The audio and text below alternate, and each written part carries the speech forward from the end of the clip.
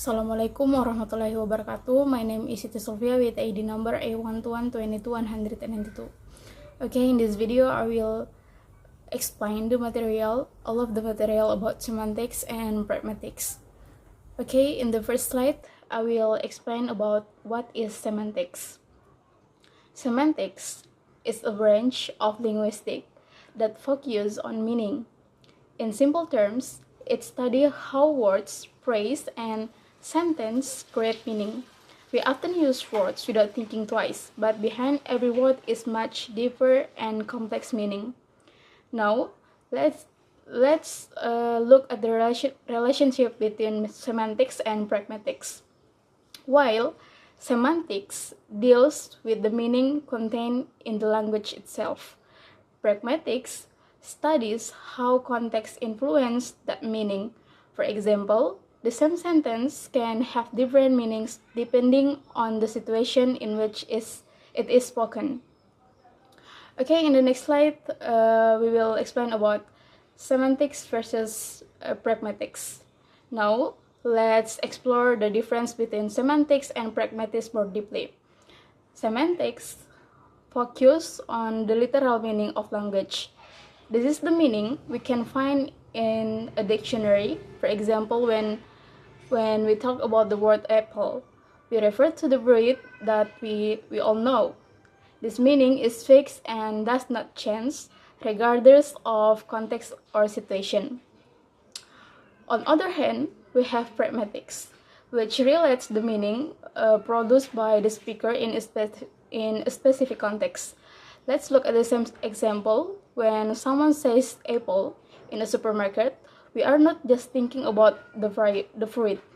In this context, they might be pointing the apple they want to buy or even asking someone to get it. Here, the intended meaning depends on the situation and context. So the key points is this: semantics give us the basic meaning, while pragmatics give us insight into how the meaning can change depending on the situation. These are two concepts that complement each other in understanding our everyday communication. Okay, next slide. We were talking about semantics and pragmatics example. Now, let's look a concrete example to better understand the relationship between semantics and pragmatics. When someone says it's cold in here, we can analyze the sentence from two perspectives.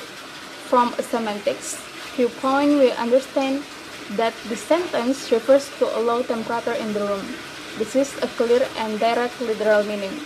However, when we consider the context through the lens of pragmatics, we can gain a deeper understanding. The sentence might not just be a statement about temperature. In certain contexts, the speaker might actually be making a request, like asking someone to close a window, turn on the heater, or raise the room temperature.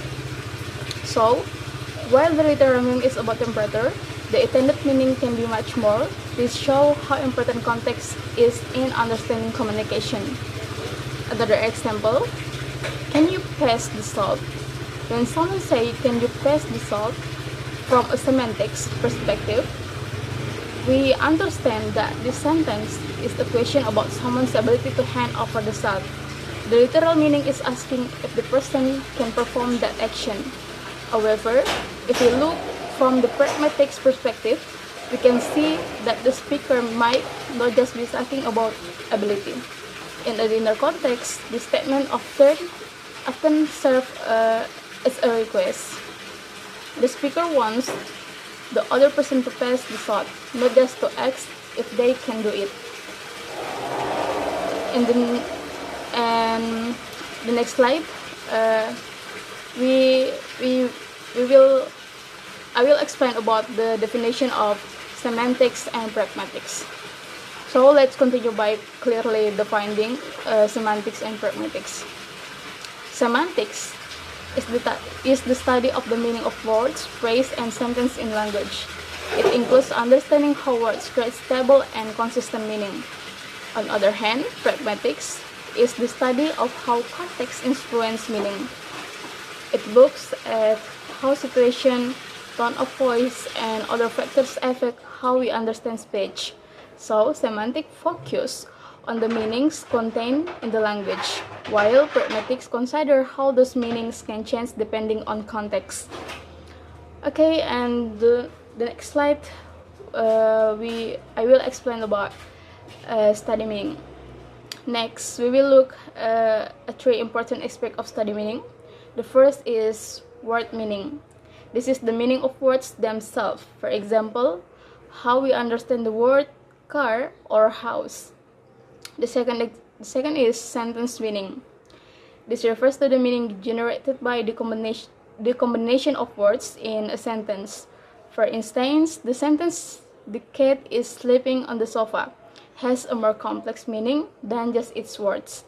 And the third is utterance meaning. This is the meaning captured in the context where the utterance is made. For example, the same sentence can mean different things depending on who says it and where.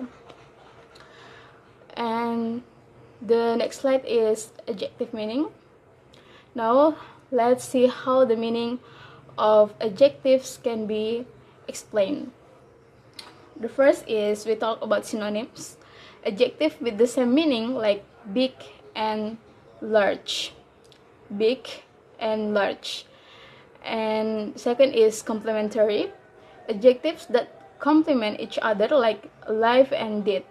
There is no gray area between them. And the third is antonym. Adjectives that have opposite meanings like hot and cold. Hot and cold. And the fourth is converses. Adjectives that have a reciprocal relationship like father and child. Father and child. One cannot exist without the other. And the next slide is non-verbal communication. So next, we will discuss aspects of non-verbal communication that play a crucial role in conveying meaning. The first is facial expression. Our facial expression can reveal emotion and add meaning to what we say. And the second is gesture. Hand and our body movement also provide additional information and can replace word in many situations. And the third is posture. Our posture, how we stand or sit, can reflect our attitude and feelings, providing additional context for our communication. And the fourth is tone of voice. The tone we use can change the meaning of a sentence. A statement can sound serious, casual, or even sarcastic depending on how we say it. And the next slide is we will talk about nonverbal communication in semantics. So finally, let's see how nonverbal communication interacts with semantics. The first is complementing. Nonverbal communication that reinforces verbal meaning. For example, smiling while saying something positive, like "Hello, I have a big congratulations today for my graduating," and that's all. And second is contradicting. When nonverbal communication contradicts our words, for example, saying "I'm fine" with a set facial expression, like "I'm fine," that's can have a different meaning. And the third is substituting, replacing words with gesture or expression. For instance, nodding to agree with something without saying a word. Okay, so all of this show that communication is not just about words. So the meaning we convey is often influenced by how we present it. So okay, maybe that's all I can explain for the material in my PowerPoint. And that's all for me. Thank you. Assalamualaikum warahmatullahi wabarakatuh.